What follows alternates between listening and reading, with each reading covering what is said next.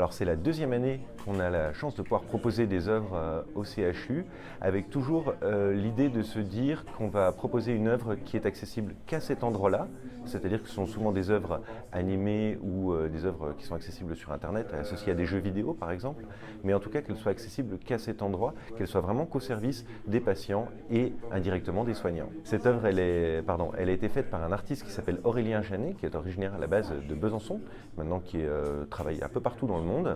Et puis, ce sont des posters en réalité augmentée, c'est-à-dire que vous avez des posters qui sont comme ça, qui sont fixes, et dès que vous téléchargez une application, quand vous balayez le poster avec votre téléphone, toutes les images à l'intérieur se mettent à s'animer.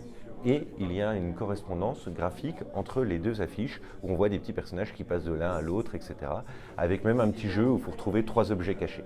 Le but de l'association via le festival, c'est de rendre la technologie, on va dire, accessible et utile à tout le monde. Et donc du coup, là, on s'est vraiment mis dans la peau de quelqu'un qui a amené ses enfants dans cette salle d'attente et en se disant, bon, qu'est-ce qu'on va faire là avec un enfant qui est évidemment malade ou qui s'est blessé, etc. Comment on peut faire en sorte que pendant 3 minutes, il s'échappe de là où il est. En tout cas, que l'univers de l'hôpital soit un peu moins anxiogène pour lui.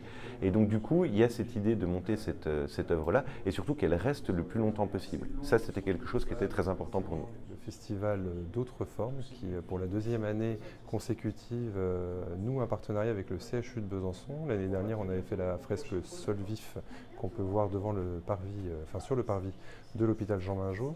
Et aujourd'hui, il y a ces 2 œuvres qu'on inaugure et qui ont à la fois l'objectif de faire venir la culture au CHU, et donc là en l'occurrence aux urgences pédiatriques, mais aussi tout simplement occuper les enfants et leurs parents pendant le temps d'attente qu'il peut y avoir parfois aux urgences pédiatriques, essayer de rendre ce moment un peu plus serein.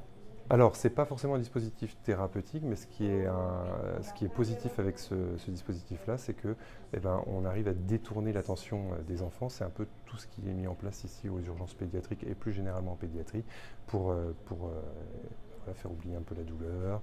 Et c'est vrai que quand on regarde cette œuvre, on est occupé, donc on fait autre chose, on est captif, et les dalles qui sont au plafond, les dalles qui ont été mises et inaugurées en décembre dernier, elles, pour le coup, elles ont carrément un objectif hypoanalgésique, c'est-à-dire de faire en sorte d'occuper l'enfant pendant les soins et de lui détourner son attention pour qu'il souffre moins.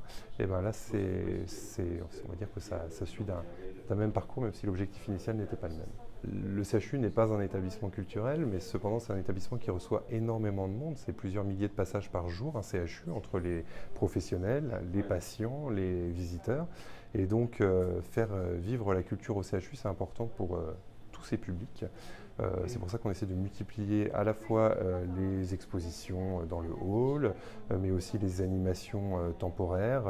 On noue des partenariats avec le musée des Maisons Pontoises, avec le musée des Beaux-Arts, qui est un partenariat qui est forgé depuis plus de 10 ans, avec le festival Drôlement Bien, avec le festival D'autres Formes. Bref, on essaie de nouer un maximum de partenariats avec les acteurs culturels de notre territoire et qui répondent favorablement. Donc c'est extrêmement positif pour le CHU de voir qu'on a un retour positif des acteurs du territoire.